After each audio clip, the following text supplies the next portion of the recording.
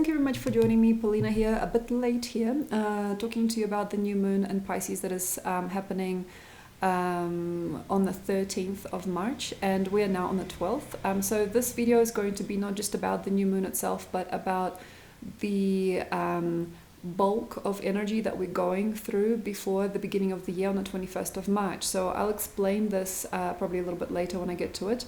For now, I'm just going to talk about the abstract states in which we are right now. So we are figuring things out. Some of us might have a bleed through of certain things, like we might have these certain knowings or these certain feelings that are just basically not even up to us, but we just can't help but feel. And these can be romantic, or these can be very emotional, these can be very thought-provoking things that we might be surfacing now or thinking about, or they could be very wrong. And some people are going through like hysteria or a sense of lust, or maybe a sense of abandonment, and all these other big things that we've been hiding. So a lot of shame can come up for some people during this time, a lot of vulnerability, a lot of thoughtfulness, also a lot of fear for the past or fear for the future, because we are at a brink of time. And I also trust with this very new feeling about it all, like we have entered a new earth paradigm, we have shifted big time, though, you know, of course, the full spectrum of what that means, you know, new earth, what that means has not yet fully surfaced, and probably won't be fully with us for many decades or even hundreds of years. So I'm feeling that we're not going to really fully feel that Aquarius timeline. We're not going to really fully feel this new golden age upon us till later on in time, and for certain people it's going to take ages to even get through this first window. And who really benefits from that full bloom of Aquarian consciousness is probably our children, or even our children's children. So we probably won't be really even here in these bodies to really fully adequately feel what that is. But I think that it is coming as a kind of center point in about, I don't know, 200 or 300 years. I believe there is going to be a center point in which we are going to fully fulfill ourselves, and this whole world is going to change for the better. But right now we're going through just one of the many shifts is going to take to get us there. So I'm so sorry if you know, some of you guys are very skeptical, as I am also actually a born skeptic. So if you are feeling kind of skeptical about you know, this discussion about the new age and walking into like a new golden mean for society, for this world, I'm really sorry if you don't really believe it. But there are going to be steps, and there are going to be formulas that are going to be basically crunched before that time. So one of the windows has already been. We're going to have another one and another one yet. So there are sometimes these big windows and these big portals for society, for people, and there's going to be an aftertaste or an aftermath of certain things happening, just because we need to cover certain things within us and throughout our lives and throughout our conversation with each other and with God and with nature and everything. So what I'm feeling is that we've just gone through one of the first windows of evolution that has actually taken place previously in December, and also recapped itself in Aquarius. So we're just going through, you know, one of those epic shifts for some people, in order to allow greater and greater expansion. So the expansion, the rate at which you expand, is kind of up to you. And some of us don't really want to right now, because it basically feels better not to. And some people are going to sleep through some of it. And I feel that is okay. So what you might feel, you know, as we're going through one of those radiances, or as we're going through one of those deliberate shifts, is emotion or emotionlessness. It depends. So I feel that some people might go through completely a bland window where they can't even feel their own skin. And then some of us are going to go through, or have already gone through, a system change. And I think this is kind of not really up to us to decide how it's going to happen, but it just happens. So this might mean emotional upturns, this might mean complete change of values, interest in completely different people and things, completely not being able to participate in certain things again. It could be also a shock to the system. And there are lots of us that have already experienced these. And for some people, it's going to be the opposite. Like, I don't want to get out of bed. I don't even know what day it is. I don't even care. That person just texted me some really bad things and I didn't even feel anything, or I don't even want to know. And that is also part of the greater whole, because on some level I can see how it works, and it doesn't make sense to have everybody just wake up and feel everything like right now. Although like I'm feeling a lot, I think that a lot of it is not yet open or able to be explained or expressed, because it is so kind of like intense to feel it all at once. And yes, there are some people that are incredibly good, and all there and have completely activated, but then there are some people that are still unawake and unaware. And the reason why we have it like this is because not all of it can shine right now, not all of it can come through. So whether you are on one side of the spectrum or the other, or a bit of both, in terms of how much you're feeling or how much you're not feeling, I think it is all going to start to really center, and is going to start to center basically now. So we are going through new moon in Pisces, in the last few degrees of it actually. So this shift from Aries to Pisces to Aries is really important to us as well. Anything that leads us on to this point, anything that magnifies this point, this echo space between Pisces and Aries, is a really interesting vibration, and it is a true sign of ascension if you are already kind of like getting there without even knowing how. So like some people might here at this point, without knowing it, have a new blueprint come up. It's like a no man's land feeling for some, but it isn't. It's like a global ascendant point. And this means that some people might just simply deliver themselves by some miracle from one state of creation to the next. Some people might just awaken just like that overnight. Some people might start to more economically use their frequency and understand what they do not want. And there are a lot of us that are still sleeping. We don't even want to know what this time means, and we can't even have the attention span or the energy or the incentive to really participate in any of this right now. But there are ways in which nature is going to help you, and is going to help you decide at which rate you're going to allow yourself to awaken in the next year. So I have to underline this.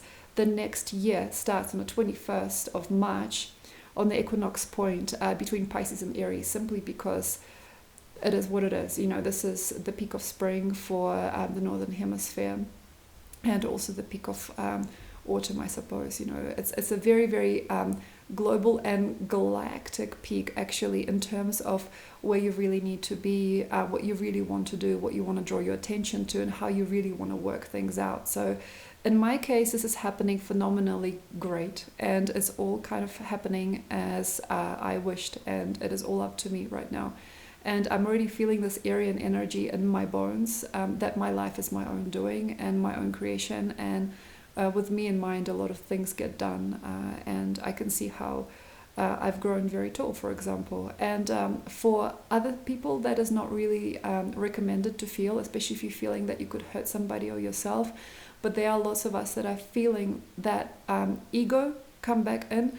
And what I mean is this particular window is going to rebrand your sense of self and sense of who you are. And I think that potentially does not sound good to some people. It's like, I don't really want to be, like, I just want to wash out. I just want to let it all happen around me. No. We have to have some kind of quantum space in which we are we, and in which we are like I and you, because that is what our survival is based on. You know, a lot of who we are right now maybe doesn't feel like it is a great thing to have an ego part, but we are rebirthing the ego self. And I have to say, within who I was when I had no ego connection, or not no great, was more toxicity than there is now, when I'm starting to understand that the ego is an important part of holding it all together, just like we need the skin to hold our bodies together, so like without certain aspects of the human mind we cannot be. And I trust that within all of you guys, there is probably still, even if you're a completely washed out person that is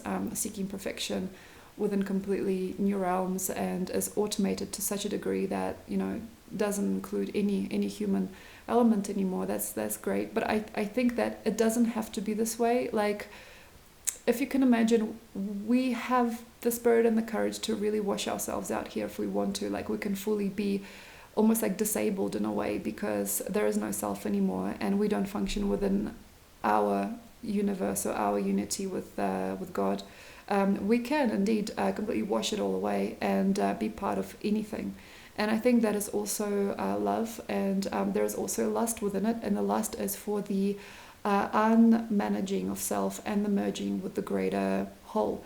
And what I mean is this search for perfection and the search for need to be one with the world so much that you forget who you are is great. It is what it is, but I really do trust that as a species, as a culture, as a whole, we do need some sense of lust, even maybe for life, or need to live or need to abide by certain expectations and certain laws that we ourselves have set in some way.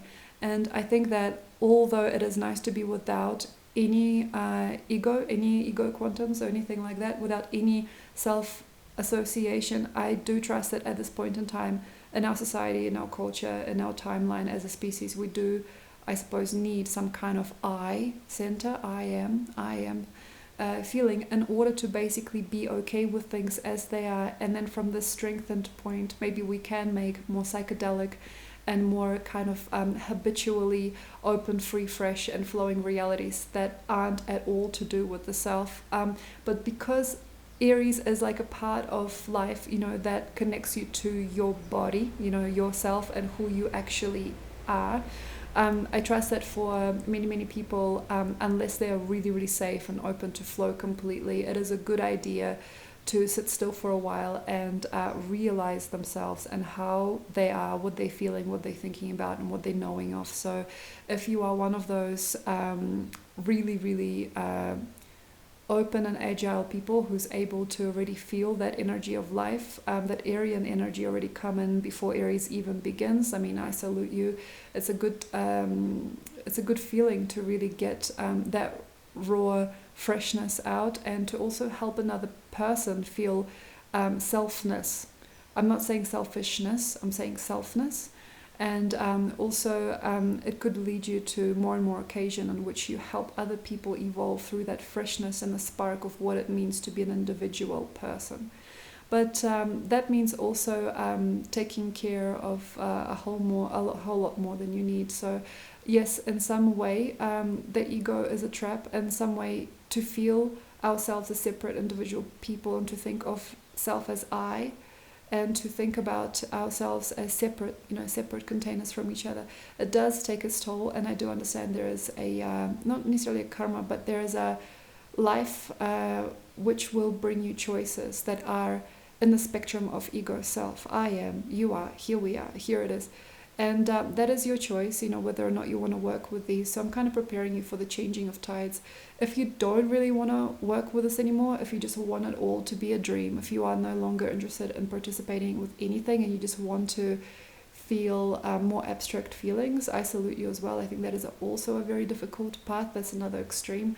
That can be very, very difficult for us to understand in terms of what we wanted later on, like in life. So for example, if you are now young, and you are taking your time praying, meditating, and not at all participating in any kind of thing with people, you don't want to know anybody, you just want to sit there and pray, which was an option that I could have taken just a week ago. I was asking God for forgiveness, and I was asking for which way to go for my soul. And yes, that is also another topic, I suppose.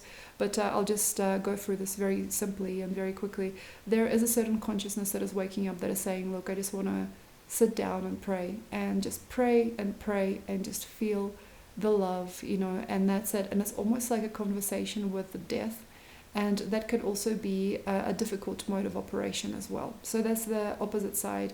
So however you are functioning here, whether you are completely yourself and you want to just be who you are, or you want to just wash it all away and be that monk or that priestess that just basically does everything for others and doesn't really want to participate in any kind of daily life events and wants to protect themselves from any version of ego by just going through a certain religious or spiritual practice or some kind of way of being alone, that's also a great idea. But the way that I'm seeing it now is that there are certain points in between of this grid also that are a bit of both. And I think we now don't necessarily have to choose anything. It is just the different versions of Pisces that we are waking through right now. in all ways, to be able to choose a better story for the next era that starts with Aries time. So the way that I'm kind of trying to explain it to you is that there are two ways, there are two worlds. There's a world of extremes, and then there are certain worlds of nuances and balances. There's different types of grades of energies that we can choose. We can choose different types of environments now. We can choose different type of situations. We can actually afford a lot more maybe love or care in some ways, but we also want to like maybe seek that particular potential birthing spectrum that we believe is better for us. And that's the interesting thing actually here, belief. Okay, so whether or not you are operating with an ego, or like this kind of like alter ego, I suppose, of being just the breath of life and that's it, that's also kind of all about belief. And belief comes from one person, one perspective, and I think that it leads to that one perspective. So the whole thing is that this whole spectrum of choice, whether or not you participate in this or that, whether you're single or taken, whether you live in a house or you travel, it all comes down to trust and how will your story turn based on your basic beliefs. So the way that I am centering myself now in terms of my mentality is trying to understand what is real and what is not real.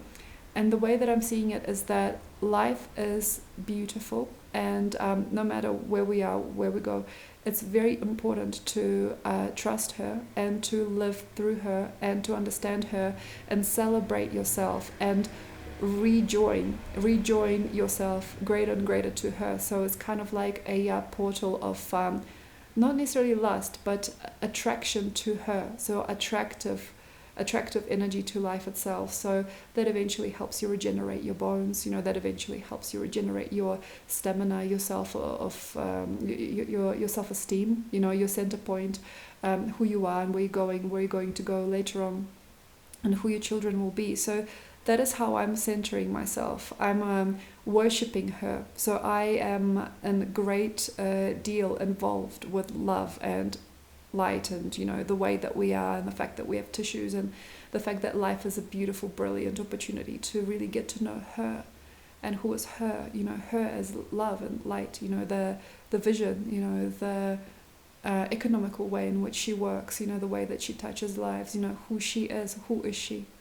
And in my own way, I suppose that is a connection to me, but that also is ultimately connection to her, Gaia, okay, and the way that she creates herself, and also how the greater universe has become, and what is creativity, and also what is this world of plants and different species of animals and beings. So like that is kind of like that which I'm going for.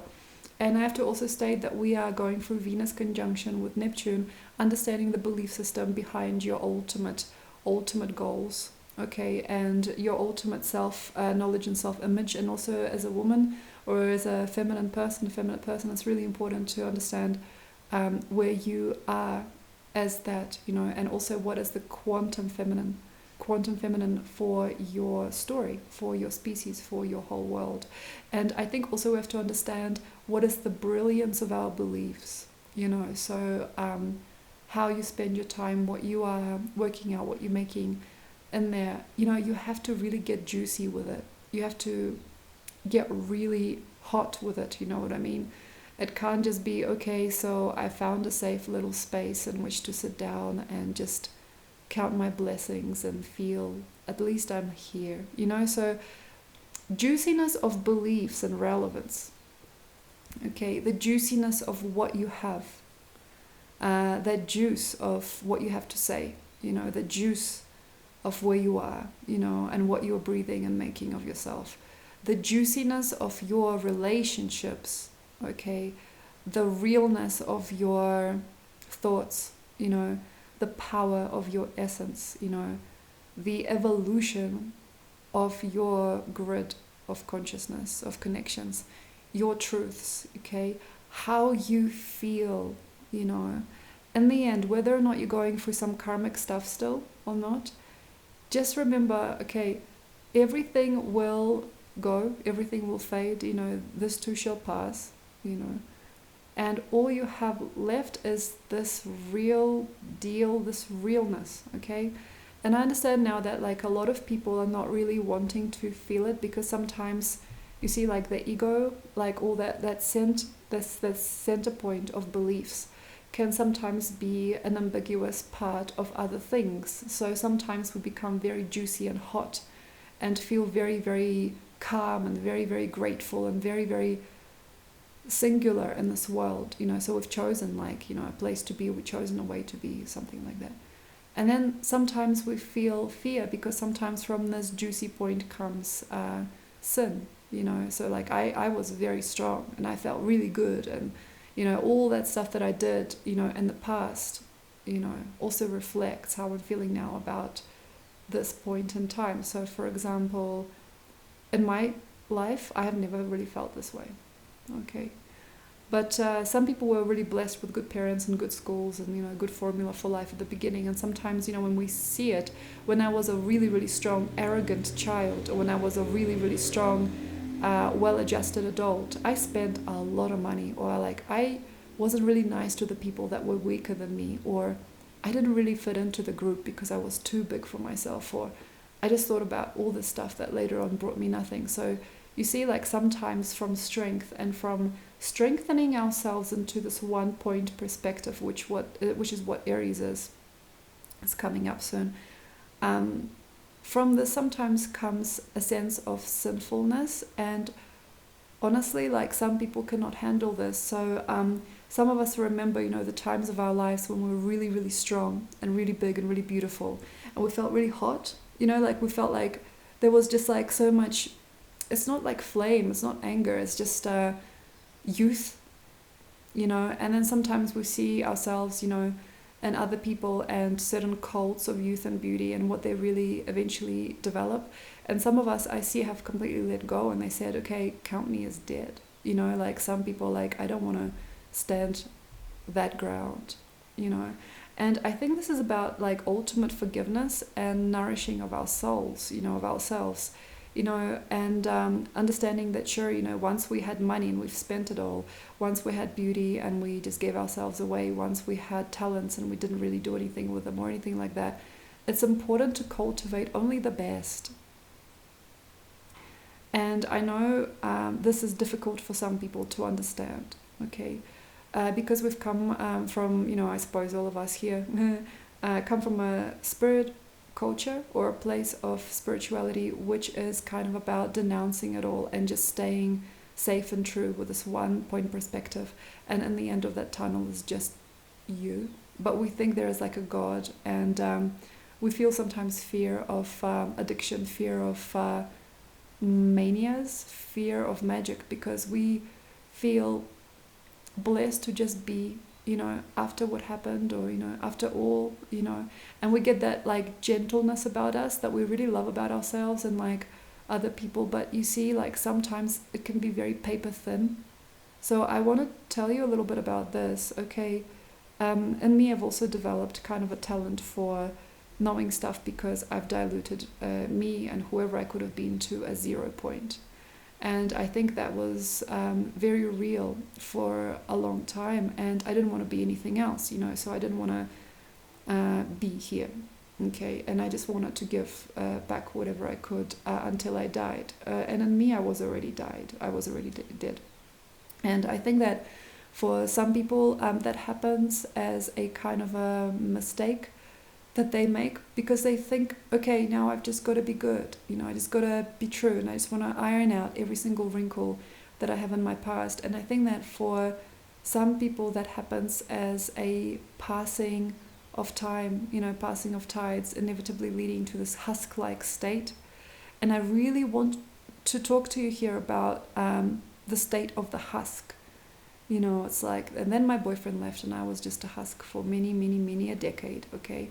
Or like, then I realized that the beauty industry was just controlling me, or I stopped eating and I just didn't want anybody to see me, you know, husk-like states, virginal states, you know, these feelings of wanting to be almost like an embryo forever, or wanting to be nobody, or wanting to be as pure as can be, so nothing and nobody can talk to you a certain way. And that is kind of like a weird way in which we don't actually really get anything done. We don't really understand anything, but we just feel better about ourselves. And I'm going to provide you like a different couple of ways in which you can do this, okay? So one is joy. You can here already evolve your cells, your quantums, through just basic understanding that you're in joy. Like, I just love the sun. You know, I love walking out there. I love the bouncy feeling I get when I skip down the road. I love, you know, the fact that, you know, I am, you know, bones and blood and all of those things. I just love that I'm whole. And one other way is praying and saying no to non-life states, saying no to wanting to be alone, and giving yourself the worst of the world just as long as you survive. So poverty states. And doesn't matter which demographic you're in, how much money you have, what country you live in. Poverty states are all over the world. You know, locking ourselves up, not wanting to be part of the picture, wanting to be less than we were, wishing to be kinder, and at the same time more cruel to ourselves. And this is actually another point I want to bring up. Cruelty within us has to go. And I've seen this a lot in myself. Okay, and I've noticed it finally. Cruelty of wanting to get it.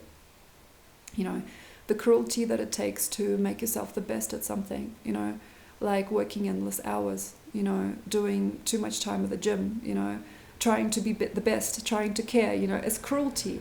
And although sometimes people mean well and they just want to be in service, part of them is cruel. Parts of them are cruel, and we have to understand that it's not actually worth a lot. Okay, you can build yourself the most incredible ashram territory, you can publish that book, you can make that person very happy, you can give all your money to charity, but there is a cruel aspect. You know, it's like you're holding yourself back from actual life, and life just wants you to love yourself and just love it and just be in this incredible magic space of absolute glory all the way. Okay, and we have to forget the seasons. Okay, what we think about it. You know, sometimes people think, yeah, sure, you know, love and lust, you know, all those things you're talking about, Polina, that's only just for a few years. You know, that's till your 30s, okay? And then life gets angry with us, you know, and then life gets cruel, and then you got to basically prepare. And some people live most of their life preparing for demise or preparing for death, and on a certain level trying not to feel anything in order to basically just suffice, and then squeeze into that nice healthy seemingly space of just minimalist energy, and not having anything to do at all, and just passing time and doing time until the end. And we are at the end of Pisces, we're going to Aries, so we're at the end of that spectrum of creativity, and we're starting a brand new one very, very shortly. So we have to understand where we are going. And sometimes people think, okay, sure, you know, dance and play and la-di-da, and at the end of the day,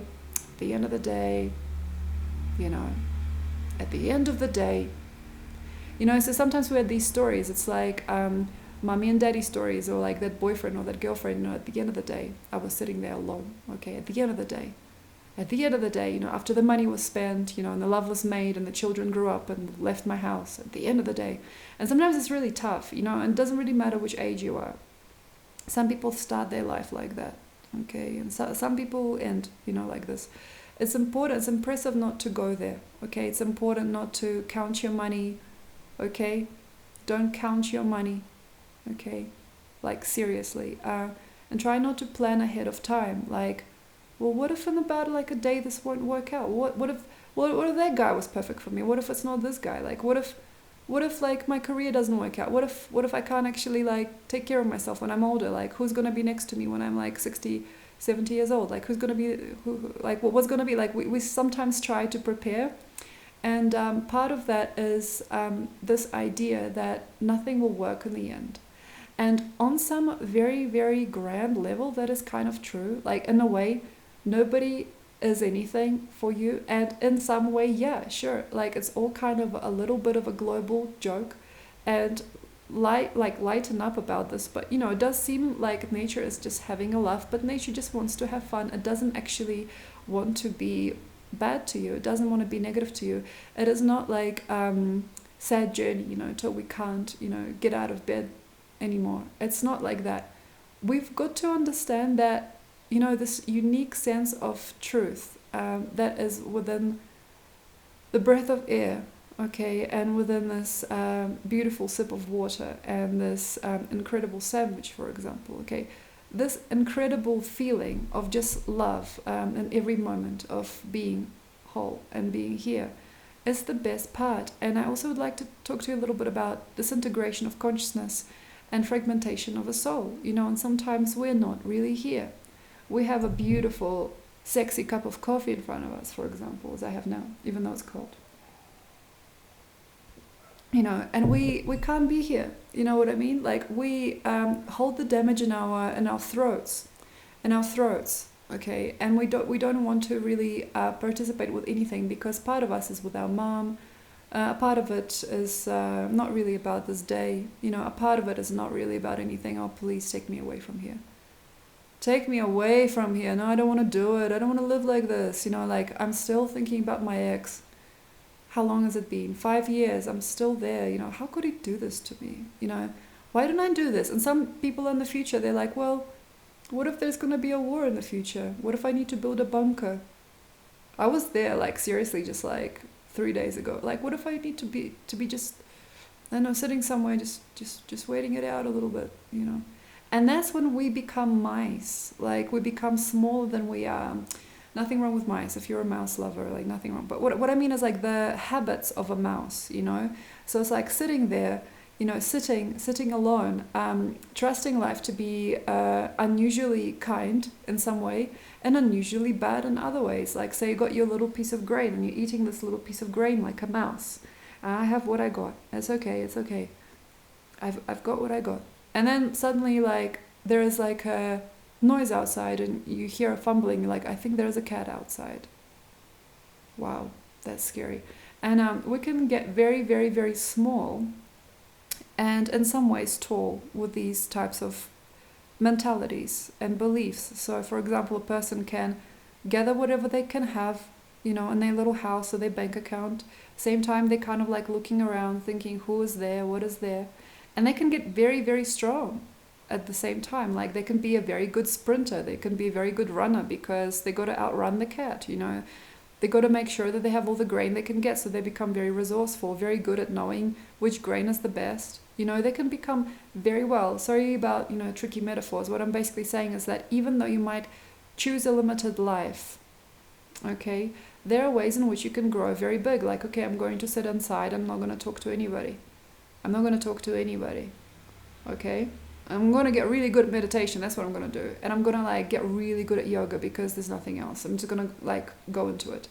That's also grand. And I can see how some people might be choosing depriving mechanisms in their life or sad stories in order to somehow brew themselves a better life, a safer life. But I actually think that life doesn't happen like that. If I'm really, like, honest, there's need for chaos to get you there, okay? And you have to basically understand what makes you feel good, and what gets you through. Like, sometimes you're sitting there, you think you want to read a book? No. A friend comes over and they take you to the mountains, okay? That's just how it is. You're sitting in the mountains, you're breathing that air, you're understanding something, okay, a little bit different. And somebody calls you, says, hey, why don't you come dancing with me next weekend? Go dancing. Okay, just do it.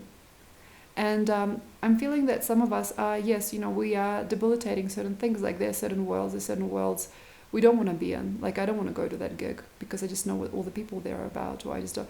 Just live a little, okay? This is basically what I'm saying. And the way that I'm seeing it now is that the culture of energy is probably changing. How we are actually able to stretch ourselves out, stretch out our limbs, stretch out our feelings, like stretch what we've got is a completely different type of game.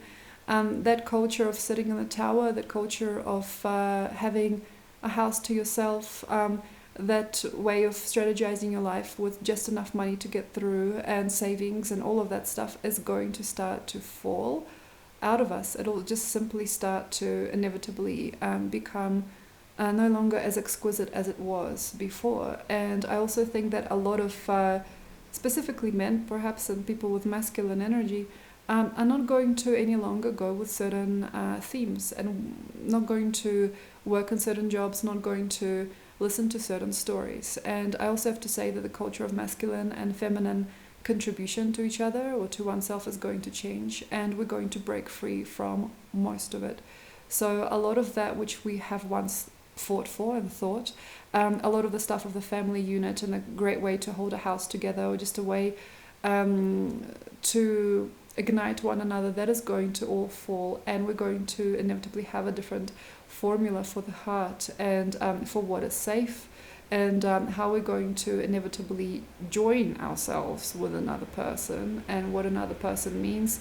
The opposite of Aries is Libra, so communication with other people, where we're going, what we get out of a social outcome, what we get out of a social story, how we make love, how we make romance happen, and what we really hope for and what we join our forces for is going to completely, utterly change. So the thing here basically, okay, is just to get fruity, just to get juicy. And I think we don't really know how to do it until we really know what juiciness is, okay? And I think some people think that juiciness is taboo, you know, like things that are like strawberry flavored are like dirty things, you know, like people think that there is something kind of weird about joy. Okay, and I understand you as well. I understand like perplexity with adolescence, you know, perplexity with like the karma that we all have with love and lust and all those things beautiful, bright and colorful. We sometimes just don't want it. It's like, no, that's not good. I would like to be alone in my paper thin space with my golden latte and nothing else. You know, and that sometimes is also peaceful and calm, but because of where we're going in the next couple of years, okay, and how I'm seeing this year progress, and the bulk and the brawn that we need to generate as a whole, just to withstand certain environments and certain viruses, okay, and certain issues, okay, we have to get tall. So if I really take into consideration the next 2.5 years of how we're going as a species, and where we are now as a place of choice, which world you really want to live in, and how do you really want to sincerely feel who you are, and where is it that your emotional body is going, and how are you taking things. Do you have too much to do? Do you have not enough? Do you have a lot to say, nobody to say it to? You know, there's all these mysteries that can be solved if you are just a juicy person. Okay, so juiciness, last few words here. Okay, juiciness. What does being juicy mean to you? So like, for example, in my case, I have not had this a lot, but I've decided to design for myself a juicier person that I want to be. Okay, so I want to feel good. You know, I want to feel good. Like every day I want to feel juicy. You know, I want to feel like I'm an avatar self. You know, like my body is beaming with vital force. You know, like even when I'm sitting and I'm talking to you and I'm, you know, doing some things that are, you know, essential, like playing music, or, you know, even if I'm, you know, creating a bit of a hospital at my house, I'm doing ayahuasca at my house at the moment. Even if I'm doing things that are kind of shadowy and kind of stagnant a little bit, there are needed truths. There are needed sequences that make me feel good. You know, one of those things recently has been banya. I went to a Russian banya here in Pisces in Peru. There are ways that you can generate more, okay, if you just feel good. Okay, like sex, you know, sensuality for some. For some people, it's understanding the freedom of their dollar. Just buy the perfume. You like the perfume? Buy the perfume. You know, juicy, be open. You know, like some people have a culture of being very shy with their wallets, even though they have a lot more than they even need. You know, also eating good food. You know, so like fried, kind of half-living food is not, dead food is not good for you. Like understand what that means. You know, that nice juicy smoothie. You know, that incredible amount of vitamins, okay, that incredible feeling of love and pleasure in the air, music that is fruity and good for you, For example, choose Arabic music, okay, choose African music, okay, traditional ethnic music. Choose vibes that are fulfilling, okay. If you were in a space of love, complete love and self-forgiveness, like imagine wearing clothes that match you, you know, being playful with your colors, okay, being playful with you don't have to do this, it's not for everybody, but like it is a constant that people choose, you know, it's like I just want my little space where I can curl up in a ball and have a little cry. And I was there for most of my life, and that was okay as well. Okay, there's nurture in there for you, okay. But I understand, like, there are certain things we have to grow into. For example, understanding the land that you live on, understanding the plant species, observe the plant species, the bees, the birds, different animals native to your country. So native to your genetics, if you don't live in a country you're genetically from. Okay, maybe have a look. For example, if you are African American and you have not been in your country, you know, in your original country for generations, maybe explore, like, what are the different vibrations that are coming from my genetic house, from my genetic home. So, like, there is something that I think I also have to tell you about this is we have to generate a lot of forgiveness during this time. And forgiveness will set us free, because after you forgive, like, it or that or whatever it was, you can just go, you know what I mean. So a lot of me is now praying in a lot into my world, because I've come to a state where there was no other way but to forgive, and understand that a lot of themes of violence or molestation or bad things, you know, bad things, any kind of sadness, okay, can be eradicated through just knowing that if you forgive, you can go, you can be free. If you don't forgive, you are still there, you're still within it. And we all have to start to maybe understand the worth of that, the quality of our lives, the worth of what we give, the worth of what we bring. And at some level, on some level, at some stage, it would be nice not to give ourselves any more of that which we were, if it was difficult, it was hard, you know, and start to just go into that big jungle of what is life, adventure, okay, interesting things, interesting people, love, you know, sex, enjoyment, dancing, creativity, unity, okay, information too. For some people it's interesting, some kind of like a starlight feeling, you know, that only happens once in a lifetime. Can we just all aim for that miracle feeling? Like, can we all just aim for that miracle? And then I feel inevitably all those other parts of us that are lagging, you know, all these emotional spectrums, everything will catch up and it will merge back into what it was meant to be, inevitably. Okay, so thank you very much. Enjoy, and I will see you next time. Happy New Year on the 21st of March. Enjoy, and I hope that you have all that zest and brawn and kindness and beauty in your world. And I hope that you have beautiful New Year celebrations for those that are. And happy rebirth. Thank you. Bye.